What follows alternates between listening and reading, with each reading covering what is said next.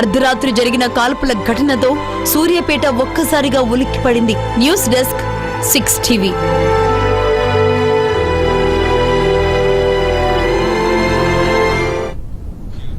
Right, నిన్న అర్ధరాత్రి సూర్యాపేట ఘటన కావచ్చు, నిన్న హైదరాబాద్ సరూర్ నగర్ లో జరిగినటువంటి కాల్పుల ఘటన కావచ్చు, మొన్న బెంగళూరులో విద్యార్థినిపై జరిగినటువంటి కాల్పుల ఘటన కావచ్చు, ఏది తీసుకున్నా అక్రమ ఆయుధాలన్నవి గర్జిస్తున్నాయి. అక్రమ ఆయుధాలు అసాంఘిక శక్తుల చేతుల్లోకి ఎలా చేరుతున్నాయి, వీటి సరఫరా ఎలా జరుగుతోంది, పోలీసులు విఫలమవుతున్నారా? ఇదే ఇవాల్టి హాట్ టాపిక్, గన్ కల్చర్. దీనిపైన చర్చించేందుకు మన స్టూడియోలో ఉన్నారు విరజ గారు, సీనియర్ అనలిస్ట్, అలాగే సింధుజ గారు, సామాజిక కార్యకర్త, మలాల్ రావు గారు, రిటైర్డ్ ఎస్పీ. విరజ గారు, ఎలా చూడాలండి?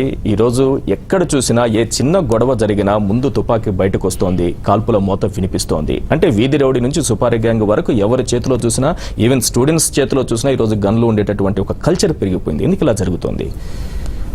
ఫస్ట్ ఆఫ్ ఆల్ ఇది చాలా బాధాకరమైన సిచ్యువేషన్. ఇట్లాంటి దాన్ని మనం డిస్కస్ చేయడం కూడా అది మన కనీస సామాజిక బాధ్యత. So and another thing is criminals are not born, actually they are made కదా. అండ్ ఒక కల్చర్ అనేది ప్రస్తుత సమాజంలో మనం అందరం ఎట్లా ప్రోత్సహిస్తున్నాం, మనకు తెలియకుండా మనం అందరం ప్రోత్సహించేది ఏంటి అంటే, ఏదైనా చెప్పాలి అనుకున్నప్పుడు నేను చాలా ఓవర్గా దాన్ని అసర్ట్ చేస్తాను. అంటే ఒక నోని చాలా సింపుల్గా నో అని చెప్పొచ్చు, అదే ఒక నోని చాలా నో అని కూడా చెప్పొచ్చు కదా. అంటే ఓవర్ అసర్టివ్నెస్ అనండి, ఓవర్ ఎక్స్ప్రెషన్, వాట్ ఎవర్, అది ఎమోషన్స్ కానివ్వండి, ఏదైనా అట్లాంటి ఒక నేచర్ని, అట్లాంటి ఒక కల్చర్ని ఎక్కడో సినిమాలు అనండి, మనం అనండి, ప్రతి ఒక్కరం ప్రభావితం అయిపోతూనే ఉన్నాం కదా. ఈవెన్ మనం ఇప్పుడు డిస్కస్ చేసుకునే కూడా చాలా రకాలుగా డిస్కస్ చేసుకోవచ్చు, but yet over expression is very much needed here. అది ఒక రకంగా చూస్తే అగ్రెసివ్ బిహేవియర్, ఒక లిటిల్ అగ్రెసివ్ బిహేవియర్, రైట్. అదే కంటిన్యూయం మీద అట్లాగే వెళ్తే, అదే కంటిన్యూయం లైన్ మీద ఆ అగ్రెసివ్ బిహేవియర్ ఒక క్రిమినల్ బిహేవియర్ కి ఒక థిన్ లైన్ ఉంటది. అంటే నేను ఒక వయలెంట్ క్రిమినల్ కాదు, ఒక వయలెంట్ బిహేవియర్ కి, అగ్రెసివ్ బిహేవియర్ నుంచి ఆ చిన్న అగ్రెసివ్ నుంచి ఆ కంటిన్యూ నుంచి అట్లనే లాస్ట్కి వెళ్తే ఒక వైలెంట్ బిహేవియర్ బయటకు వస్తుంది అనమాట. అండ్ ఇంకొకటి ఏంటి అని అంటే, అది ఎప్పుడైతే అగ్రెసివ్ అంటామో అది ఏదో ఒక రకంగా ఒక హార్మ్ చేసేది, ఫిజికల్లీ కావచ్చు, సైకలాజికల్లీ కావచ్చు, ఎట్లాంటిదైనా ఒక హార్మ్ చేసేది బిహేవియర్ అనమాట. అది ఎట్లా చేయడం జరుగుతుంది అంటే, నాకు అన్ని తెలిసి నేను తప్పు చేస్తున్నాను, ఆ చేసేవాళ్ళు ఏంటి తెలిసి ఇంటెన్షనల్లీ నేను హార్మ్ చేస్తున్నాను అని తెలిసి చేస్తున్నారు. అది ఎక్కడో ఒక దగ్గర వాళ్ళకి ప్రోత్సాహం కూడా అందుతుంది. ఎట్లా అందుతుంది అంటే, దెర్ ఆర్ ఒక రకంగా చూస్తే అది సిచ్యువేషనల్ ఫ్యాక్టర్స్ కావచ్చు, ఎక్స్టర్నల్ ఫ్యాక్టర్స్ కావచ్చు, ఇంటర్నల్. అదే ఇప్పుడు ఎగ్జాక్ట్లీ అదే చెప్పాలనుకుంటున్నా నేను. ఎక్స్టర్నల్ ఫ్యాక్టర్స్ ఏముంటాయంటే, ఫస్ట్ ఆఫ్ ఆల్ ఒక రకమైన ఫ్రస్ట్రేషన్ ఉంటుంది. అంటే నేను నా పర్పస్ ఏంటి, what are my plus, what are my minus అన్నది నా గురించి నాకు ఒక కంప్లీట్ అవగాహన సరిగా లేనప్పుడు, నా పర్సనాలిటీ అనేది ఒక కాన్ఫ్లిక్ట్ కి లోన్ అవుతున్నప్పుడు, నా గోల్స్ అనేవి నాకు కాన్ఫ్లిక్ట్ కి లోన్ అవుతున్నప్పుడు నాలో ఆ కన్ఫ్యూజన్ పెరిగిపోతుంది, ఆ ఫ్రస్ట్రేషన్ పెరిగిపోతుంది. ఇప్పుడు మీరు అన్నారే గన్ కల్చర్ అని చెప్పేసి, ఇవన్నీ ఈ ఎక్స్టర్నల్ కైండ్ ఆఫ్ క్యూస్ అంటారు. బేసికలీ ఎక్స్టర్నల్లీ అగ్రెసివ్ బిహేవియర్ కి ఉపయోగపడే క్యూస్ ఆర్ ప్రాప్స్ అనండి. వీటికి పదే పదే పదే పదే మనం ఎక్స్పోజ్ కాబడుతున్నాం, అటువంటి సిచ్యువేషన్స్ కి ఎక్స్పోజ్ అవుతున్నాం మనము. అంతేకాదు, గన్ అనేది ఒక స్క్రీన్ మీద అనండి, లేకపోతే జనరల్ నార్మల్ గా సొసైటీలో కూడా మనకు చూడడం అనేది చాలా కామన్ అయిపోతుంది కదా. సో ఇట్లాంటివన్నీ. ఇంకొకటి ఇంటర్నల్ ఫ్యాక్టర్స్ ఏముంటాయంటే, వాళ్ళ పర్సనాలిటీ ఉంటుంది, రైట్, అగ్రెసివ్ బిహేవియర్ ఉంటుంది, యాంగర్ ఉంటుంది, ఎమోషన్, ఇట్లా చాలా ఉంటాయి. బట్ ఇట్లాంటివి చూసినప్పుడు ఒకలాంటి డిస్కంఫర్ట్ కి లోన్ అవుతారు మనుషులు, స్పెషల్లీ యూత్ అన్నారు కదా మీరు, ఆర్ ఈవెన్ ఇన్ జనరల్ ఒక అడల్ట్ మార్గదర్శకత్వం లేని అడల్ట్స్ లో ఒక రకమైన ఒక అరౌజల్ అనేది వచ్చేస్తుంది వాళ్ళలో. ఒకలాంటి డిస్కంఫర్ట్ కి లోన్ అయ్యి వాళ్ళు ఇవన్నీ యూజ్ చేసేందుకు కొంచెం కొంచెం స్కిల్స్ కూడా వచ్చి ఉన్నాయి అనుకోండి. అంటే పదే పదే ఇట్లాంటి సిచ్యువేషన్స్ కి ఎదురు కాబడినప్పుడు మాత్రం డెఫినెట్లీ అవి యూజ్ చేయాలి అనే ఒక తపన కూడా వాళ్ళకు వస్తుంది. మల్లరావు గారు, ఎట్లా చూడాలి ఈ రోజు నిత్యావసర సరుకుల రవాణా ఎట్లా జరుగుతుంటుందో, అక్రమ ఆయుధాల సరఫరా రవాణా కూడా ఆ స్థాయికి వెళ్ళిపోయిందంటే ఎక్కడ వైఫల్యం కనిపిస్తోంది? ముఖ్యంగా పోలీస్ శాఖ పైన పూర్తి స్థాయిలో విమర్శలు అయితే బాగా వినిపిస్తున్నాయి. ఎందుకు దీనికి అడ్డుకట్ట వేయలేని పరిస్థితి కనిపిస్తోంది? మనం జనరల్గా చూసుకుంటే ఆల్ ఇండియా లెవెల్లో నార్త్లో ఈ గన్ కల్చర్ అనేది ఎక్కువ ఉంది. బీహార్లో, ఉత్తరప్రదేశ్లో ఇల్లీగల్ వెపన్స్ తయారులో కానీ, వాటి యొక్క మ్యానుఫ్యాక్చరింగ్ కానీ, యూజ్లో కానీ ఎక్కువగా ఉంది. మనము ఇండియన్ ఆర్మ్స్ యాక్ట్ అన్నది మనము నేషనల్ యాక్ట్, దాని ప్రకారము ఈ ఈవెన్ లైసెన్స్డ్ వెపన్స్ ఇండియా లెవెల్లో తీసుకుంటే ఎక్కడికైనా అక్కడికి వెళ్ళిపోవచ్చు. దీనివల్ల ఏమవుతుందంటే కొన్ని స్టేట్లో సపోజ్ 40 లక్షల వెపన్స్ ఉన్నాయని ఒక ఎస్టిమేషన్ ఉన్నది ఇండియాలో. ఆ 40 లక్షల వెపన్స్ లో ఉత్తరప్రదేశ్ లోనే 11 లక్షల చిల్లర వెపన్స్ వాళ్ళు ఫ్రీగా ఇస్తున్నారు అక్కడ. ఇవ్వడం వల్ల ఎక్కువ వెపన్ లైసెన్స్డ్ వెపన్ గురించి చెప్తున్నారు. అక్కడ ఎక్కువ వెపన్స్ ఉన్నప్పుడు ఈ అన్లైసెన్స్డ్ వెపన్స్ కూడా ఎక్కువనే. వాళ్ళు ఎక్కడంటే అక్కడ తిరిగే అవకాశం ఉన్నది. కొన్ని స్టేట్లలో ఆ లైసెన్స్ వెపన్స్ చాలా ఎక్కువగా ఇవ్వడం జరుగుతుంది. వాళ్ళకు ఆల్ ఇండియా లైసెన్స్ ఇవ్వడం వల్ల వాళ్ళు ఎక్కడ పడితే అక్కడ తిరిగి ఇట్లాంటి లైసెన్స్డ్ గన్స్ కూడా మిస్యూజ్ అవుతున్న పరిస్థితులు చూస్తున్నాము. వీటి విషయాన్ని పక్కన పెడితే మనం అక్రమంగా వస్తున్నటువంటి అన్లైసెన్స్డ్ ఈ గన్స్ ఈ రకమైన సరఫరా ఏ రకంగా జరుగుతుంది, దీనికి అడ్డుకట్ట పడే అవకాశం ఉందా లేదా అనేది డెఫినెట్లీ అడ్డుకట్ట మనము వేయడానికి మనము ఈ కంపారిటివ్ చేస్తే మన దగ్గర జరుగుతున్నవి చాలా తక్కువ. నార్త్ ఇండియాలో ఉన్న ఆ గన్స్ ఇక్కడికి నేను మైగ్రేట్ అవుతున్నాయి, ఇక్కడికి వస్తున్నాయి, అక్కడ ఓపెన్ గా దొరుకుతున్నాయి, ఓపెన్ మార్కెట్ లో ఈజీగా తక్కువ ధరకు దొరుకుతున్నాయి. మనం మన స్టేట్ లో మాత్రము చాలా రెస్ట్రిక్టివ్ గా గన్లు లేకుండా ఇల్లీగల్ గా తయారు కాకుండా అవి మనకు వచ్చినప్పుడు వాళ్ళ మీద ఖచ్చితమైన కేసులు పెట్టి అవి చాలా తక్కువ అయ్యేటట్టు కేసులు కూడా తక్కువ ఉండేట్లుగా మనము చాలా ప్రయత్నాలు చేస్తున్నామని చెప్తున్నాను. రైట్ సింధుజ గారు, మీరు ఎట్లా చూస్తారు ఇది? మనం అసాంఘిక శక్తుల చేతుల్లోకి ఈ గన్స్ వెళ్తున్నాయి, అన్లైసెన్స్డ్ గన్స్ అక్రమ ఆయుధాలు వెళుతున్నాయని మనం చెప్తున్నాం. కొంతమంది యువత కూడా పెడదారి పడుతూ గన్ ని ఒక స్టేటస్ సింబల్ గాను ఒక ప్యాషన్ గాను తీసుకుని జోబుల్లో పెట్టుకుని తిరగడం అనేది ఈ రోజు జరుగుతున్న పరిస్థితిని మనం చూస్తున్నాం. ఎందుకు యువత కూడా ఆ రకమైనటువంటి భావజాలంతో ముందుకెళ్తోంది? మన చేతిలో ఒక గన్ ఉండాలి అనేటటువంటి ఆలోచన ఎందుకు వస్తుంది ఈరోజు యువతలో? దాన్ని ఫస్ట్ అడిగితే సినిమా ఇన్ఫ్లుయెన్స్. సినిమాలో హీరోలు కాల్చడం.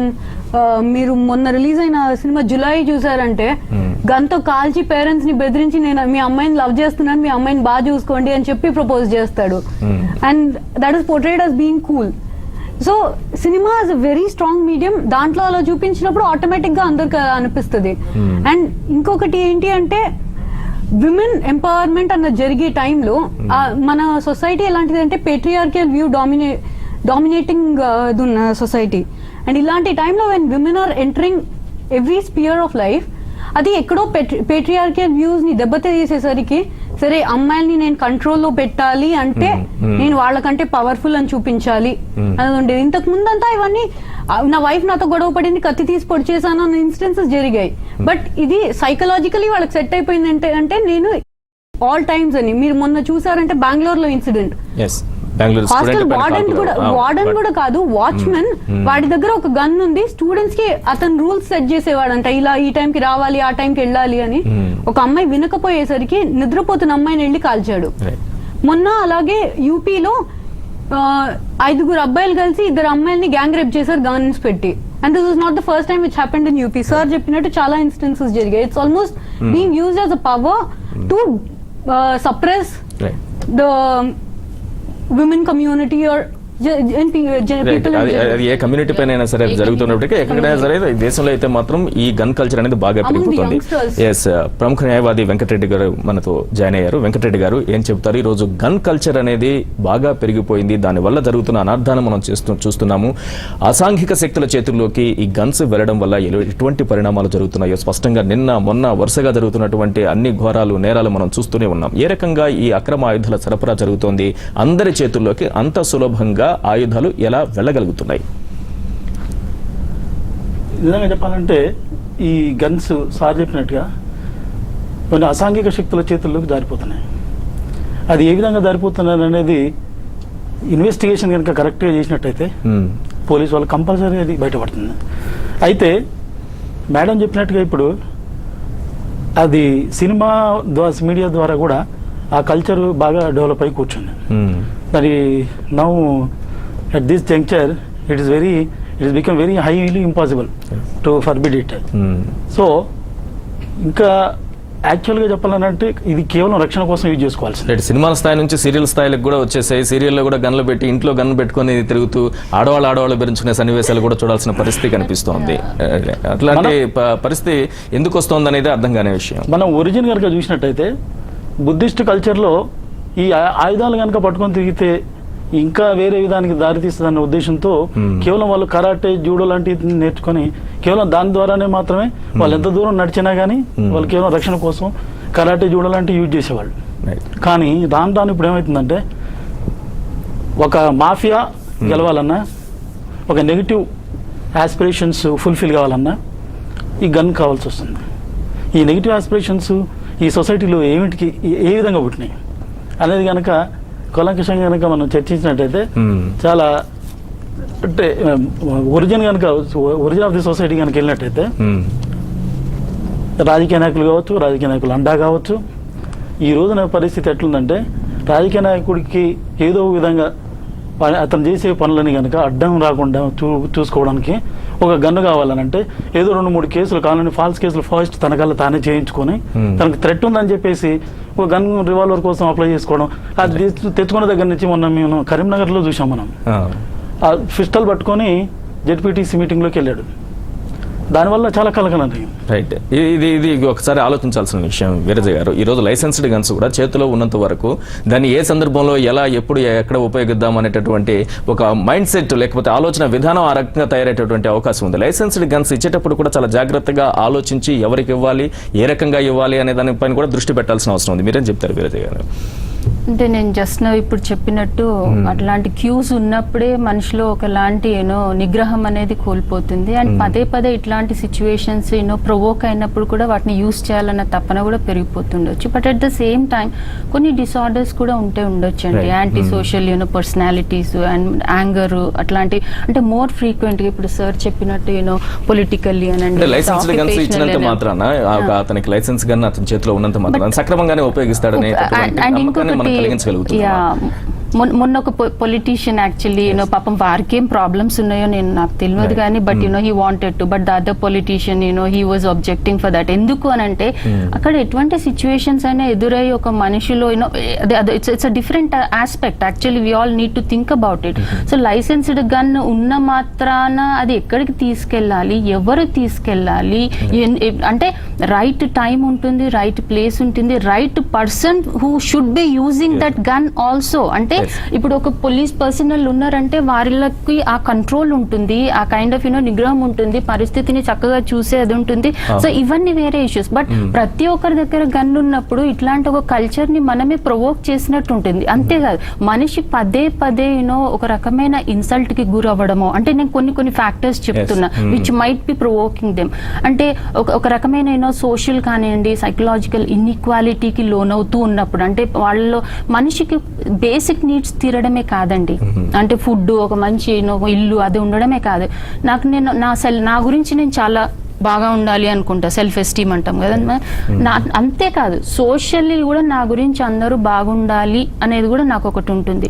సో ఎవ్రీ టైమ్ ఎస్పెషల్లీ ఇప్పుడున్న పరిస్థితి ప్రస్తుత సమాజంలో ఎట్లా ఉందంటే not only political, in general గా చెప్తున్నాను నేను వర్క్ ప్లేస్ లో అనండి, ఎక్కడన్నా అనండి. అండ్ గ్యాంబ్లింగ్ అంటున్నారు, ఇంకేమో అంటున్నారు. పిల్లలకు ప్రతి ఒక్కటి చాలా ఈజీగా యాక్సెసిబుల్ అయిపోతున్నప్పుడు ఈ కల్చర్స్లలో అట్లాంటివి ప్రొవోక్ చేసేవి వస్తూ ఉన్నప్పుడు కూడా ఇట్లాంటి చాలా easy accessible to these props ఉన్నప్పుడు యూజ్ చేసేది ఎప్పుడైనా కూడా వాళ్ళకి ఆ నిగ్రహం పోతుంది. డెఫినెట్లీ చెప్పాలి, ఒక వ్యక్తికి మనం లైసెన్స్డ్ గన్ ఇస్తున్నాము అంటే ఏ సందర్భంలో ఎలాంటి సందర్భంలో అతనికి ఇస్తారు, ఎలాంటి అంశాలను పరిశీలించి ఏ పారామీటర్స్ చూసిన తర్వాత ఈ లైసెన్స్డ్ గన్ అనేది అతనికి ఇవ్వడం జరుగుతుంది. ఈ లైసెన్స్డ్ గన్ అనేది కూడా ఒక్కొక్కసారి మిస్యూజ్ అయ్యేటటువంటి అవకాశం ఉంటుందా? రైట్, లైసెన్స్ గన్స్ ఇవ్వడానికి మనకు ఆర్మ్స్ యాక్ట్లో కానీ మనకున్న రూల్స్ రెగ్యులేషన్స్ కానీ కొన్ని రెస్ట్రిక్షన్స్ ఉన్నాయి.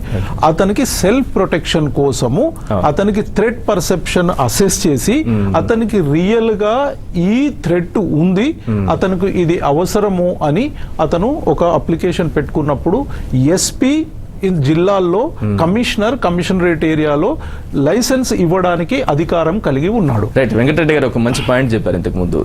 తనకి గన్ కావాలి కాబట్టి, లైసెన్స్డ్ గన్ కావాలి కాబట్టి తనకి థ్రెట్ ఉందనేటట్టు కల్పించేటటువంటి అవకాశం కనిపిస్తోంది. దీన్ని ఏ రకంగా మనం బయట పెట్టాలి, ఏ రకంగా పోలీసు వ్యవస్థ అక్కడ గుర్తిస్తుంది? అది దాన్ని కేసు తప్ప రైటా అది ఫాల్సా అన్నది అసెస్ చేసి మనకు ఆ థ్రెట్ పర్సెప్షన్ రిపోర్ట్ ఎగ్జాక్ట్ గా రాయాలి. దాంట్లో ఇన్ఫ్లుయెన్స్ పంచ్ చేయకూడదు, తర్వాత ఎవరో చెప్తే రికమెండేషన్ మీద గానీ ఇవ్వకూడదు.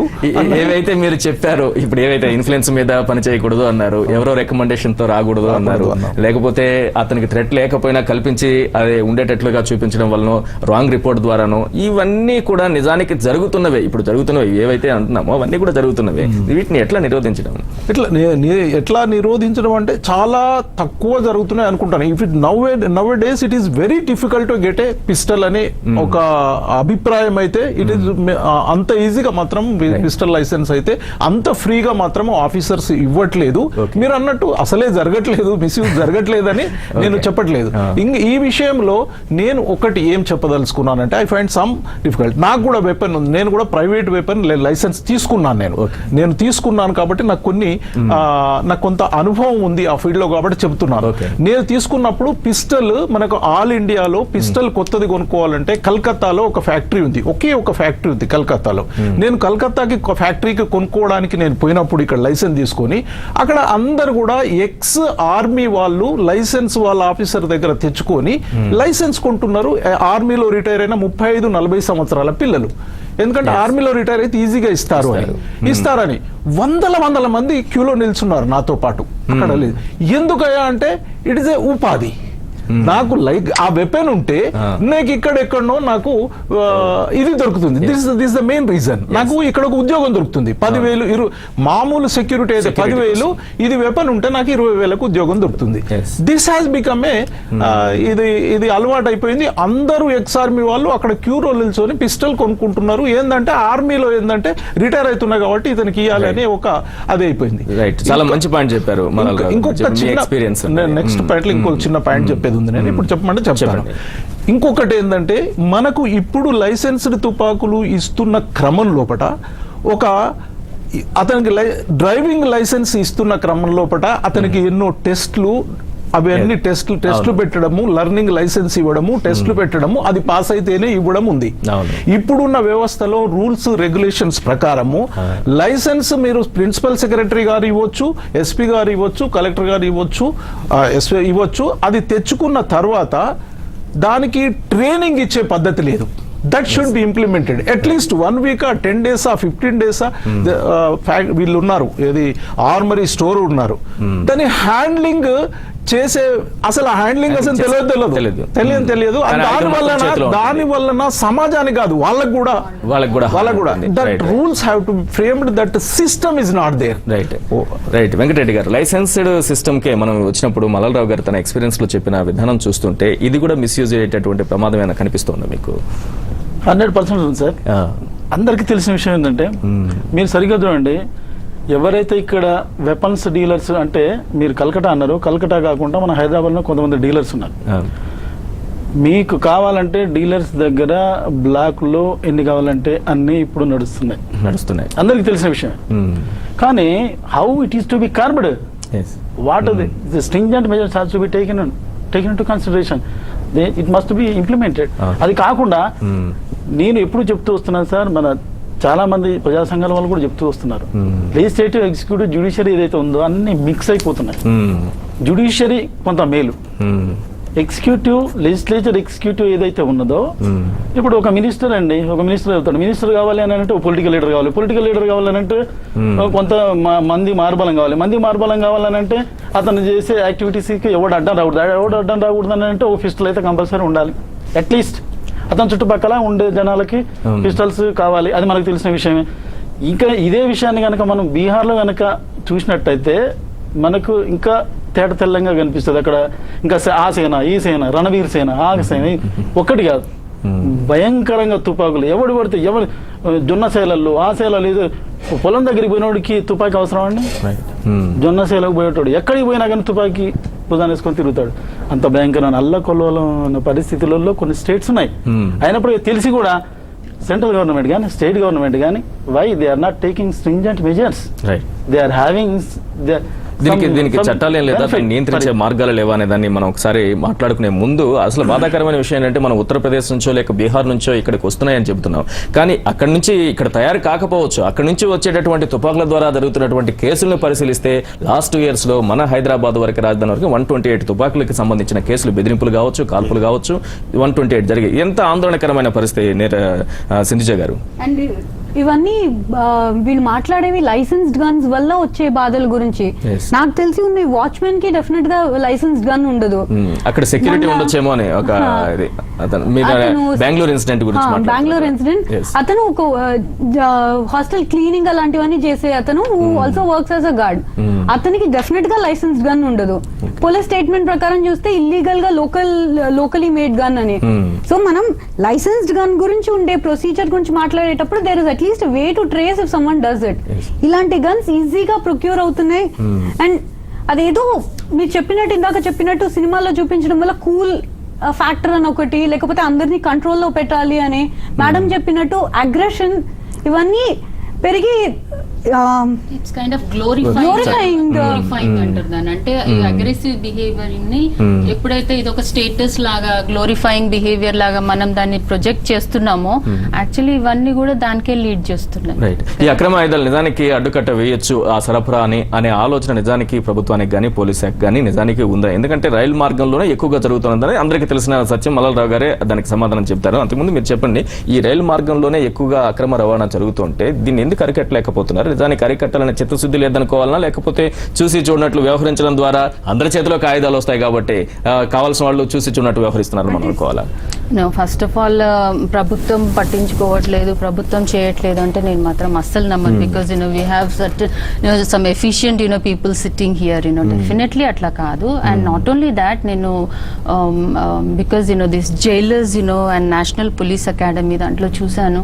అంటే వాళ్ళు పడుతున్న ఒక తపన, అంటే ఒక క్రైమ్ చేసి వచ్చిన మనిషిని మళ్ళీ ఒక యూ టర్న్ తీసుకొని మళ్ళీ ఆయనను మనిషిగా ఎట్లా ప్రొజెక్ట్ చేయాలి, సమాజంలోకి ఎట్లా పంపించాలి అని చెప్పి వాళ్ళ పడుతున్న ఎన్ని స్టెప్స్ తీసుకుంటున్నారు. Training and understanding them psychological గా అర్థం చేసుకోవడం, బిహేవియర్ అర్థం చేసుకోవడం, ఇవన్నీ గవర్నమెంట్ లో ఇవన్నీ పాలసీస్ లేకుండా మీరు అందరి you have to develop your work experience like this అని చెప్పకపోతే ఇవన్నీ జరగవు కదా. సో గవర్నమెంట్ నుంచి నేను ఒప్పుకుంటాను, డెఫినెట్లీ ఇందులో కొన్ని గ్రూప్స్ ఉన్నాయి, మాఫియానే పెద్దగా ఇట్లా నడుస్తుండొచ్చు ఒక స్టేట్ నుంచి. అది గ్లోబల్లీ జరుగుతుందండి, వరల్డ్ వైడ్ జరుగుతుంది.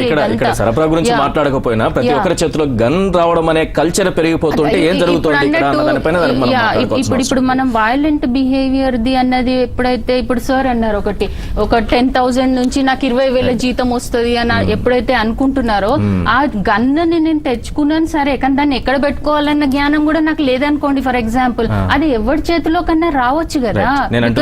వైలెంట్ బిహేవియర్ గురించి మనం మాట్లాడుతున్నాము, లేకపోతే ఇక్కడ తయారీ కావట్లేదని మాట్లాడుకుంటున్నాము, కానీ ఇది చేతిలోకి వచ్చిన తర్వాత అతని మానసిక స్థితి ఎట్లా ఉంటుందనే దానిపైన ఖచ్చితమైన అంచనా లేకుండా లైసెన్స్డ్ గన్ కూడా వెంకటరెడ్డి గారు లైసెన్స్డ్ గన్ అయినా సరే అతని మానసిక స్థితిని చూడాల్సిన అవసరం ఉందా లేదా? చిన్న కోపం వచ్చినా దాన్ని ఉపయోగించి మెసేజ్ చేసేటటువంటి ఎందుకంటే రీసెంట్ గా ఇన్సిడెంట్ అలహాబాద్ డిస్ట్రిక్ట్ కోర్టులో చూసినాం మనం. అతన్ని క్రాస్ ఎగ్జామినేషన్ చేసిన అడ్వకేట్ ని బయటకు వచ్చిన తర్వాత బెదిరించిన తర్వాత బెదరకపోతే తన దగ్గర ఉన్న పిస్టల్ తోటి షూట్ చేశాడు. దాన్ని పిక్చరైజ్ కూడా చేశారు, వాట్సాప్లలో కూడా పంపిస్తున్నారు, అందరు చూసిన విషయం. ఎంత దారుణం అండి ఇది. ఒకసారి చేతిలోకి లైసెన్స్ గన్ వచ్చిన తర్వాత రెస్పాన్సిబుల్ పోలీస్ ఆఫీసర్, నాట్ వేరే మీరు అన్నట్టుగా మేడం అన్నట్టుగా అతను వాచ్మెన్ ఇంకో ఇంగిత జ్ఞానం ఉండదు, కానీ వెల్ ట్రైన్డ్ ఓత్ తీసుకుంటారు, ఆశ్రిత పక్ష నెపోటిజం ఏది లేకుండా చేస్తాం. ఇక్కడికి వచ్చిన after all cross examination face చేయలేని పరిస్థితి ఉందా? దానికోసం బయటకు వచ్చిన తర్వాత కోర్టు ప్రిమిసిస్ లో ఎంత దారుణమైన విషయం. మీరు అన్నట్టుగా అది విచక్షణ జ్ఞానం కోల్పోవడం అనేది ఎప్పటికప్పుడు వెల్ ట్రైన్ అప్ కావాలి అట్లాంటి వ్యక్తులు ముఖ్యంగా. ఎందుకంటే ఒక విషయం 1%, 10% to 20% కాదండి చేయడం. ఒక రెస్పాన్సిబుల్ పదవిలోకి వచ్చిన తర్వాత 100% చేస్తేనే దానికి ఫుల్ఫిల్ అయినట్టుగా రాజ్యాంగంలో మనం చేసిన మాట నిలుపుకున్నట్టుగా లెక్క, అంటే ఒకటి లేకపోతే ఉంటుందండి. అర్థం లేదు. నేను యాజ్ అ సైకాలజిస్ట్ నేను ఒక పాయింట్ చెప్పదలుచుకున్నా ఇక్కడ ఏంటంటే ఏ ఎమోషన్ కైనా ఏ ఫీలింగ్ కైనా ఒక థాట్ యాక్షన్ ప్రాసెస్ ఉంటుంది దానికి, రైట్? ఒక బిహేవియర్ ఇంటెన్షన్ అంటే ఇట్లా బిహేవ్ చేయాలి అన్న ఒక బిహేవియర్ ఇంటెన్షన్ ఉంటుంది, దాని తర్వాత యాక్షన్ ఉంటుంది. అంటే నేను సంతోషంగా ఉన్నప్పుడు అంటే జాయ్, నాకు ఒక ప్లేఫుల్ థాట్ యాక్షన్ టెండెన్సీ వస్తుంది. అప్పుడు నేను ఒక విపరీతమైన ఆ బ్లిస్ లో నేను చాలా అందమైన కన్స్ట్రక్టివ్ వర్క్ చేస్తాను. అదే ఒక యాంగర్ లో ఉన్నప్పుడు ఫ్రీక్వెంట్ గా యాంగర్ కి లోనైన మనిషి, ఫ్రీక్వెంట్ గా ఒక రకమైన లైక్ ఇట్లాంటివి అయినప్పుడు నాకు అటాక్ చేయాలన్న థాట్ యాక్షన్ వస్తుంది. అదే బిహేవియర్ ని నేను ఎగ్జిబిట్ ఇలాంటి టెస్ట్లు అయితే లైసెన్స్ ఇచ్చే ముందు అయితే పరిశీలించే అవకాశం ఉంటుంది కదా. వాళ్ళలో ఇవన్నీ చేయాల్సిన అవసరం ఉంటది కదా. పాయింట్ ఫిట్ ఆఫ్ యాంగర్ లో బిహేవియర్ అని చెప్తున్నప్పుడు ఇలా పీపుల్ అది జస్ట్ కత్తి తీసుకుని పొడి చేయడాలు లాంటివి ఫిట్ ఆఫ్ యాక్షన్ లో చేసేవి. It is if a person is procuring a gun and keeping it with him, it is an innate attitude which is implicit and deep down in his roots where like okay నాకు కోపం వస్తే నేను అందరినీ call చేస్తాను అని is already gathering. Gun ఉన్న వ్యక్తికి అటువంటి ఆలోచన పెరిగేటటువంటి అవకాశం పెరిగే ఛాన్సెస్ నా దగ్గర ఒక ఫోన్ ఉందంటే చూడొద్దు, ఏం చేయదు, ఎమర్జెన్సీ ఉంటే కాల్ చేయంటే నాకు ఆ ఫోన్ లో ఏమేమి ఫీచర్స్ ఉన్నాయని తెలుసుకోవడానికైనా నేను వాడి చూస్తాను. So it happens. అండ్ మన సొసైటీ ఎలా అయిపోతుందంటే వాలెట్ లేకుండా వెళ్తారేమో గానీ సమ్ డిఫెన్స్ మెకానిజం, పెప్పర్ స్ప్రేనో గన్స్ కూడా చివరికి తీసుకొని వెళ్ళాలి బయటికి అన్న సిచ్యువేషన్ లో వీఆర్. లైసెన్స్డ్ వెపన్ ఇచ్చే ముందు గ్రౌండ్ లెవెల్లో చాలా ఎంక్వైరీస్ జరుగుతాయి. అది అతను ఎక్కడ ఉన్నాడో ఆ concern station house officer, SI కావచ్చు, సిఐ కావచ్చు, అతని గురించి బ్యాక్గ్రౌండ్ వెరిఫికేషన్ చాలా చేసిన తర్వాతనే అది అవసరం ఉందా లేదా అన్నది చూసిన తర్వాతనే అతనికి ఇదివరకు ఏదైనా నెగటివ్ సంఘటనలు తర్వాత డెవలప్ అవుతుంది కాలం నేను చెప్పట్లేదు, అంతకు ముందు ఏమీ లేవని నిర్ధారించుకున్న తర్వాతనే అతనికి లైసెన్స్ ఇవ్వడం జరుగుతుంది. దిస్ ఇస్ ద రూల్ అని నేను చెబుతున్నాను. అది రేపు అది కాకుండా ఏదన్నా దాచిపెట్టి రిపోర్ట్ ఇస్తే అతని మీదకి అతని ఉద్యోగం పోతుంది అనే ఒక, ఇప్పుడు పాస్పోర్ట్ దాచిపెట్టిస్తే ఉద్యోగం పోతుంది అనే ఒక భయం ఉంటుంది. కాబట్టి ఆ ఆఫీసర్ ఎప్పుడు కూడా దాచిపెట్టి అతనికి ఇవ్వడానికి. వీరజ గారు, మనం అనుకుంటున్నాం కొద్దిసేపటి క్రితం బ్రేక్ ముందు మాట్లాడాం, చాలా ఆందోళనకరమైన విషయం. హైదరాబాద్ లో లైసెన్స్డ్ గన్స్ 9,315 ఉంటే అన్లైసెన్స్డ్ అక్రమంగా అందరి చేతిలో ఉన్న ఆయుధాలు 30,000కు పైగా ఉందంటే ఎంత దారుణమైన సిచ్యువేషన్ మనం హైదరాబాద్ లోనే చూస్తున్నాం. సో దీన్ని బట్టి మన అనాలిసిస్ అంటే ఎటు వెళ్ళాలి అంటారు అంటే బేసికల్లీ ఇది ఒక డెఫినెట్లీ ఒక క్రైమ్ బిహేవియర్ని ఆర్ వైలెంట్ బిహేవియర్ని మనం అటువైపుగా ప్రొవోక్ చేస్తున్నట్టుగా ఉంది. ఎందుకంటే ఎప్పుడైనా ఒక ఇండివిజువల్ ఎప్పుడైనా తన వీక్ పాయింట్స్ అంటే ఇప్పటి వరకు మీరు ఏదైనా చూడండి, బికాజ్ అనాలిసిస్ జరిగింది కాబట్టి, క్రిమినల్స్ అయినా కూడా వాళ్ళు ఎంతో కొంతైనా లో ఐక్యూ ఉంటుంది, వీక్ మైండెడ్నెస్, ఫీబుల్ మైండెడ్ అంటారు అనమాట, వీక్ మైండెడ్నెస్ ఉంటుంది. కొంతమంది సైకోపాత్స్ ఉంటారు, ఈవెన్ గొంతులు కోసేసి వాళ్ళు చాలా కూల్గా నడిచిపోతుంటారు, వాళ్ళు సైకోపాత్స్ అంటారు. కొన్ని పర్సనాలిటీ డిసార్డర్స్ ఉంటాయి, స్కిజోఫ్రెనిక్ అంటారు, మ్యానిక్ డిప్రెసివ్ అంటే వాళ్ళలో ఇట్లా అప్హీవల్స్ చాలా వస్తుంటాయి. సో ఇట్లాంటివి కొన్ని ఉంటాయి. But otherwise normal human being ఇవన్నీ ఒకప్పుడు లేని ఇవన్నీ కూడా ఇప్పుడు మీరు చెబుతున్నవన్నీ కూడా ఇప్పుడు ఒక్కసారిగా అంత స్థాయికి ఎందుకు చేరిపోయింది అనుకోవాలి. అంటే అదే మనుషులకి ఇవి చాలా ఈజీగా, ఇదివరకు అంటే ఫైట్ చేసే గుణం లేదా, మంచి కోసం పోరాడే అది లేదా, ఉంది కదా. మరి ఇప్పుడే ఎందుకు ఇట్లాంటిది ప్రొవోక్ అవుతుంది అన్నది మనం ఆలోచించాల్సింది అక్కడ. ఎందుకంటే ఒక మీరు వర్క్ ప్రెషర్ అనండి, ఒక youth whatever that he is undergoing అనండి, అంటే చాలా తక్కువ టైంలో నేను ఎక్కువ సాధించాలి అన్న తపన కావచ్చు, ఆ పియర్ ఇన్ఫ్లుయెన్స్ అంటే చుట్టుపక్కల నేబర్హుడ్ లో ఉన్న ఇన్ఫ్లుయెన్స్ అవ్వచ్చు. ఈ రోజు హైదరాబాద్ సిటీలో వాస్తవాన్ని ఒకసారి పరిస్థితి సంపాదించాలనేది ఎక్కువ తొందరగా చేయాలి, ఏదైనా కూడా తొందరగా చేయాలి అనేది, అంటే తక్కువ టైంలో ఎక్కువ కష్టపడకుండా తొందరగా చేయగలగాలి. అండ్ ఇంకొకటి it's a very sorry state అండి, అంటే అగ్రెసివ్ బిహేవియర్ ఉన్న వాళ్ళనే ఎక్కడో ప్రోత్సహిస్తున్నారు అని ఒక రాంగ్ బిలీఫ్, ఒక రాంగ్ యాటిట్యూడ్ అనేది డెవలప్ అయింది అనుకోండి, నేను కూడా అదే పెంచుకుంటాను కదా. అంటే రేపు పొద్దున నేను అట్లయితేనే నాకు తొందరగా ఏమన్నా దక్కుతుంది కావచ్చు, whether be it in work place అనండి, ఒక ఇంటర్వ్యూలో కావచ్చు, ఇంకేదన్నా కావచ్చు, నాకు ఇస్తావా ఇయ్యవా మరి, లేకపోతే ఇంకా అట్లాంటిది ఇంకేమన్నా ఏదైనా కూడా కావచ్చు. ఆ లవర్ నువ్వు లవ్ చేస్తావా లేకపోతే నిన్ను ఇంకేమైనా చేసేయాలనా అని అంటాడు. అంటే ప్రతి ఒక్కటి ఒక పిల్ల కూడా చేయొచ్చు, ఒక పిల్లగాడైనా చేయొచ్చు, అడల్ట్ చేయొచ్చు, ఈవెన్ జువెనైల్స్ ఎంతమంది వస్తున్నారండి, చిన్న చిన్న పిల్లలు. Actually it's a very sorry state, alarming situation.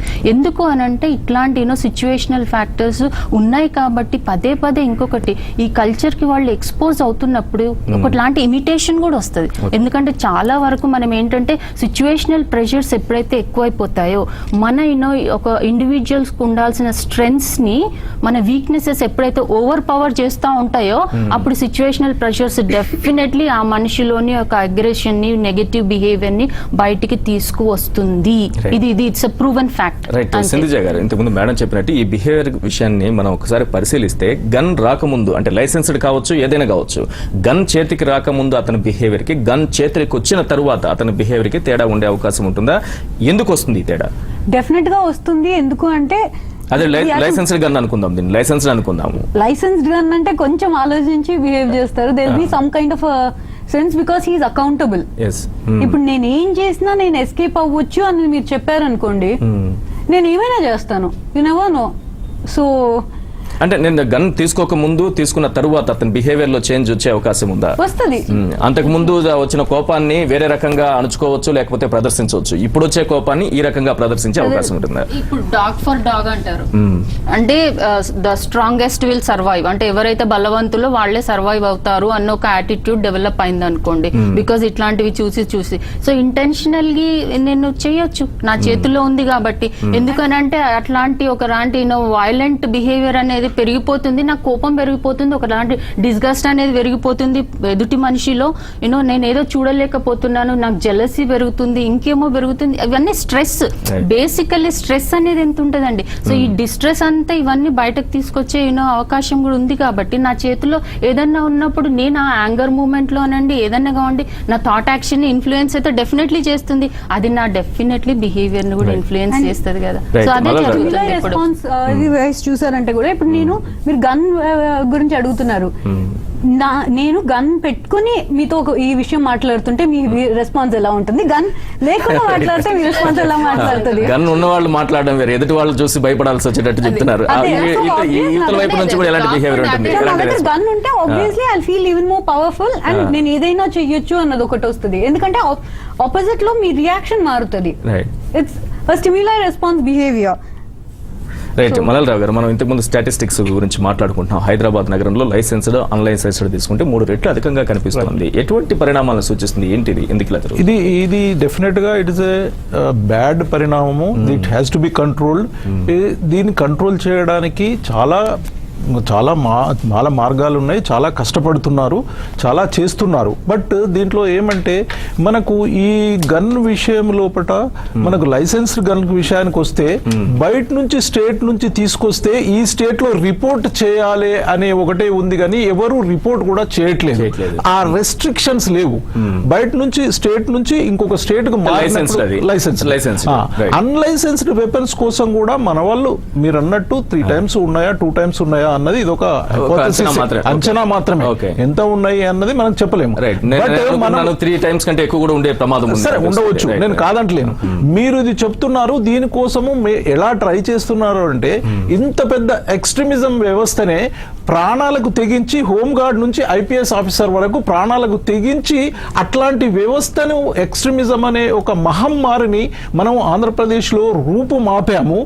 ఇది చాలా చిన్న విషయం, 10% విషయం కాదు. దాని గురించి చేశాము. అదే విధంగా డెకాయిటీస్ మీకు హైదరాబాద్ చుట్టుపక్కల ఫామ్ హౌస్లలో ఎంతో మందిని చంపి చేసినది ఉంది. అట్లాంటి డెకాయిటీస్ కూడా ఆ ఇంటర్ స్టేట్ లెవెల్లో గ్యాంగ్లను పట్టుకొని స్పెషల్ కోర్ట్స్ పెట్టి వాళ్ళకు స్పెషల్ కన్విక్షన్స్ ఇచ్చి 10 years ఇంప్రిజన్మెంట్ పెట్టి ఇక్కడికి వస్తే మేము చచ్చిపోతాము అని ఎన్కౌంటర్ చేసి చంపి అట్లాంటి 2 పెద్ద వ్యవస్థల్ని ప్రాణాలకు తెగించి మనము ఆంధ్రప్రదేశ్ పోలీస్ వ్యవస్థ ఇంత సాధించిందే. Right. ఈ దీన్ని మనం గుర్తించట్లేదు. Right. ఓన్లీ ఇది ఒక చిన్న దీన్ని మీరేందంటే దాన్ని ఎక్స్పోజ్ చేస్తున్నారు అని నా బాధ. రైట్, డెఫినెట్ గా ఇది చేసిన కృషి డెఫినెట్ గా ఉంటుంది. జరుగుతున్న పరిణామాలు కూడా మనం ఒకసారి చూసుకోవాలి. ఆందోళన కలిగించే పరిణామాలు అయితే జరుగుతున్నాయి, దాన్ని కూడా మనం డిస్కస్ చేసుకోవాల్సిన అవసరం కనిపిస్తుంది. మీరేం చెప్తారు వెంకటరెడ్డి గారు? ఈ ఆయుధాలు అనేవి జనరల్ గా మనం తీసుకున్నప్పుడు రకరకాల ఆయుధాలు చేతుల్లోకి వస్తున్నాయి అనేది ఒకటైతే, రకరకాల నేరాలకు పాల్పడుతున్నారు. వివిధ రకాల కిడ్నాపులు చేయడం కానీ, లేకపోతే బెదిరింపులు కానీ, కాల్ చంపడం కానీ, భూదందాలు కానీ, సెటిల్మెంట్లు కానీ, ఇవన్నీ జరుగుతున్నాయి.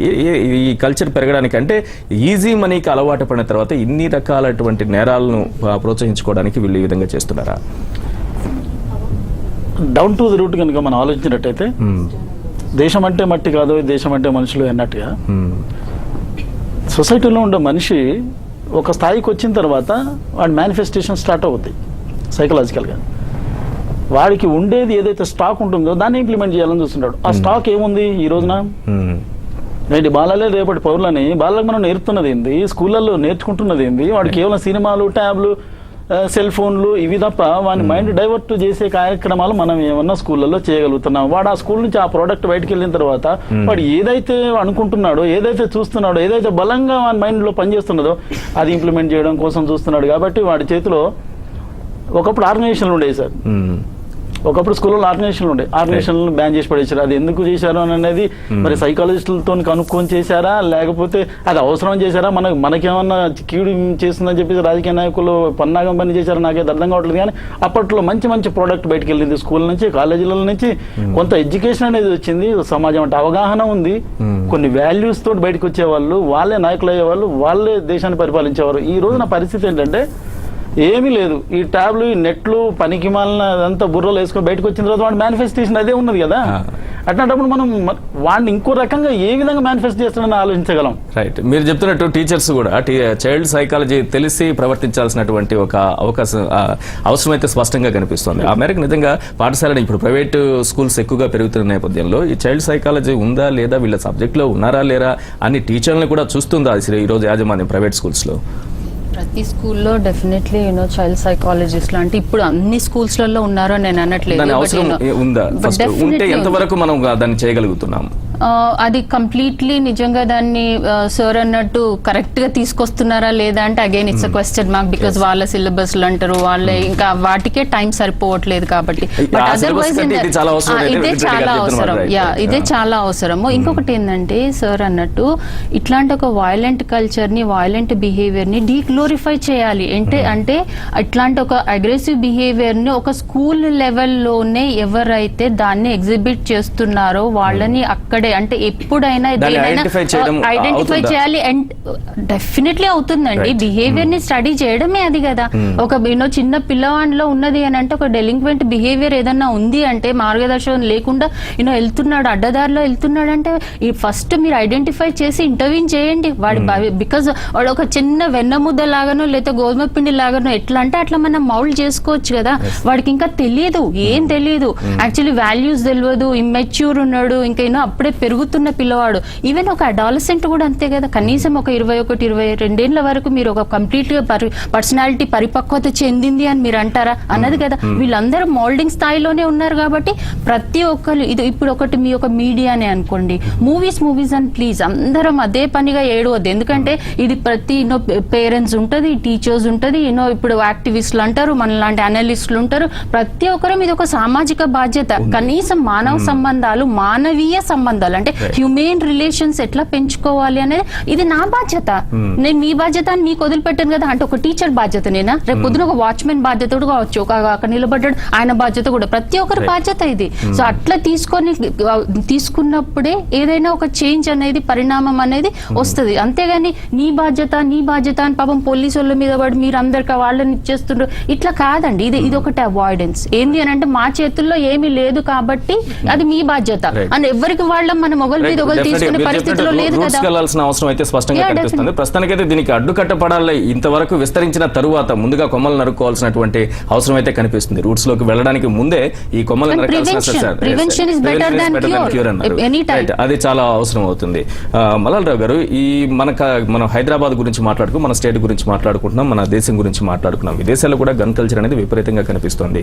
ఒక సర్వే ఒకటి స్పష్టంగా చెబుతోంది, అమెరికాలో మీరు ఇంతకు ముందు అన్నట్టు కూడా లైసెన్స్ అనేది చాలా సులభంగా ఇచ్చేస్తూ ఉంటారని.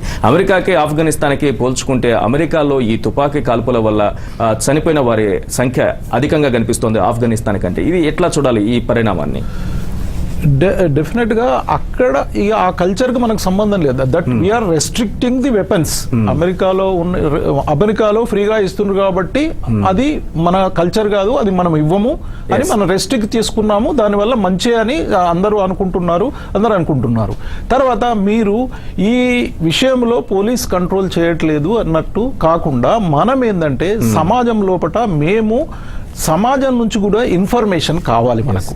ఇన్ఫర్మేషన్ ఎన్జిఓస్ కానీ ఆర్గనైజేషన్స్ కానీ విమెన్ ఆర్గనైజేషన్స్ కానీ ప్రెస్ ద్వారా కానీ మేము చొచ్చుకుపోయి మాకు ఇన్ఫర్మేషన్ ఇవ్వండి అని చెబుతున్నాము. ఈ గన్ అనేది కనపడ్డా ఒక పాయింట్ నేను మళ్ళీ తీసుకొస్తున్నాను. గన్ ఉన్నవాడికి ఎంత ధైర్యంగా ఉంటుందో దాన్ని పెట్టి మాట్లాడిన తర్వాత ఎదుటి వాడి ప్రవర్తన అలాగే ఉంటుందని ఇంతకు ముందు ఒకటి చెప్పారు. వాడి ప్రవర్తన తర్వాత సంగతి, ఎదుటి ఉన్నవాడి ప్రవర్తన ఆలోచన విధానమే మారిపోతుంది.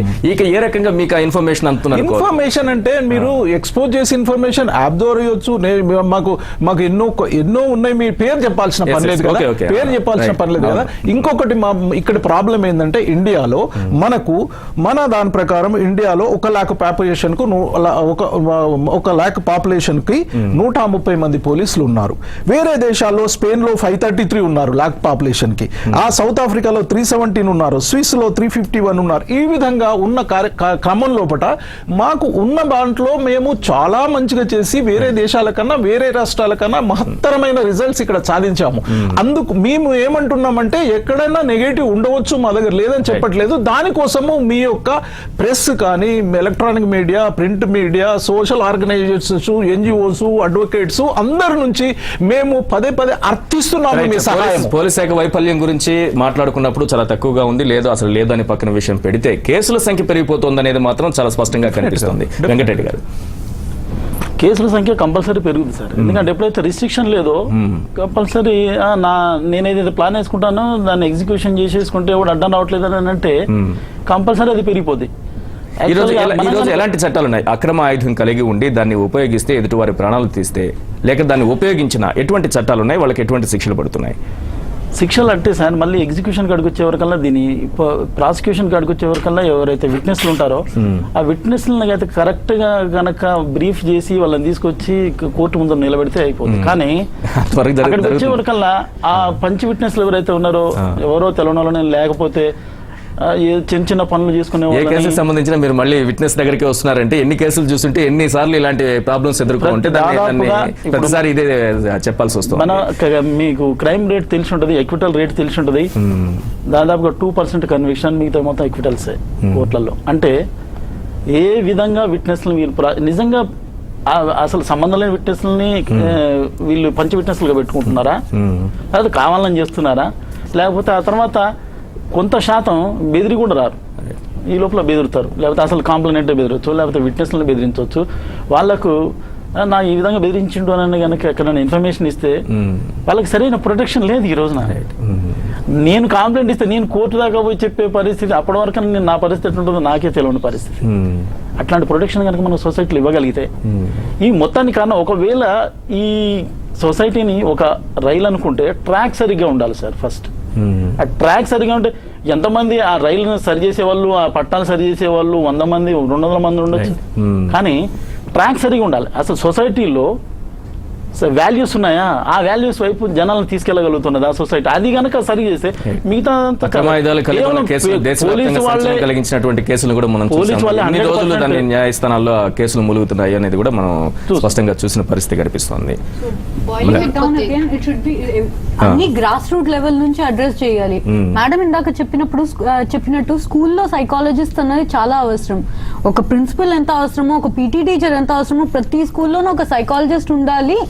And as part of teacher training, లేకపోతే పేరెంట్స్ కూడా ఓరియంటేషన్ లా ఐడెంటిఫైయింగ్ సమ్ డెలిక్వెన్సీ బిహేవియర్ అలాంటివి చేయాలి. ఎందుకంటే మొన్న మదన్పల్లిలో మీరు ఒక ఇన్సిడెంట్ చూస్తే ఒక 5 ఏళ్ల అబ్బాయి ఒక 3 ఏళ్ల అమ్మాయికి పీక మీద కత్తి పెట్టి ప్రపోజ్ చేశాడంట.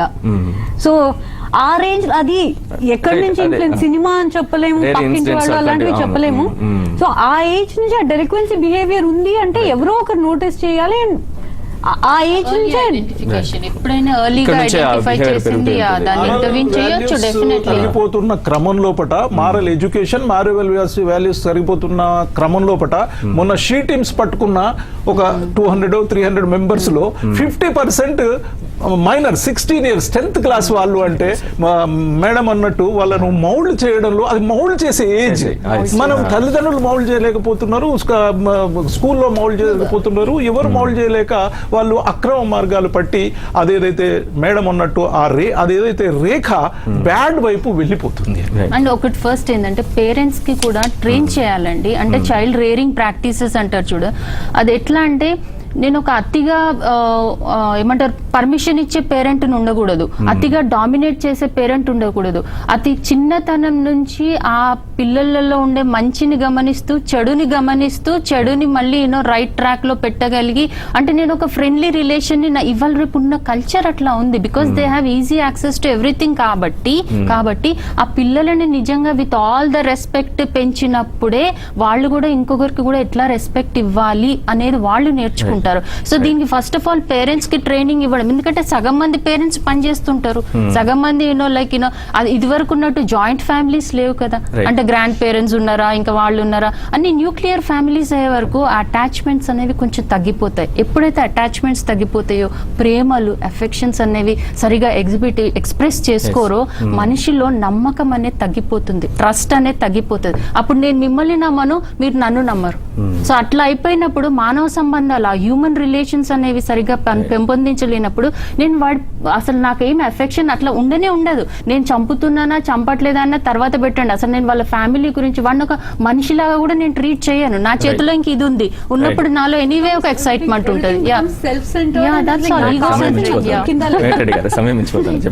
మనకు తెలిసి ప్రతి మినిస్టర్ దాదాపుగా తన శాఖ గురించి విదేశాలు తిరిగి ఏదో ఇన్ఫర్మేషన్ ప్రొక్యూర్ చేస్తానైతే అంటున్నారు కదా, కానీ వీళ్ళు పోతే ఏమొస్తుందో నాకైతే అర్థం కావట్లేదు. ఎందుకంటే కావాల్సిన పర్సనల్ తీసుకెళ్లి దాని మీద సర్వే చేసి ఆ రిపోర్ట్ని తీసుకొచ్చి సబ్మిట్ చేసి ప్రపంచ దేశాల్లో ఎక్కడ క్రైమ్ రేట్ తక్కువ ఉంది, అక్కడ తీసుకున్న మెజర్స్ ఏంటి, రైట్ అట్లాంటివి ఇట్లా ఇంప్లిమెంట్ చేయొచ్చు కదా. అవసరం ఉంది. రైట్, ఏదైనా కానీ ఎవరు బాధ్యత వహించాలి అనే దాన్ని పక్కన పెడితే మాత్రం గన్ కల్చర్ అనేది నిరోధించాల్సిన అవసరం అయితే మాత్రం చాలా స్పష్టంగా కనిపిస్తుంది. దానికి అడ్డుకట్ట వేయాల్సిన అవసరం అయితే ఉందండి. రైట్ అండి, మనకు సమయం ఇచ్చిపోయింది. థ్యాంక్ యూ అండి వీరజ గారు, థ్యాంక్ యూ సింధిజ గారు, థ్యాంక్ యూ మలాలరావు గారు, అలాగే వెంకటరెడ్డి గారు. ఇది వాటి చర్చా కార్యక్రమం. చూస్తూనే ఉండండి 6 TV. Thank you.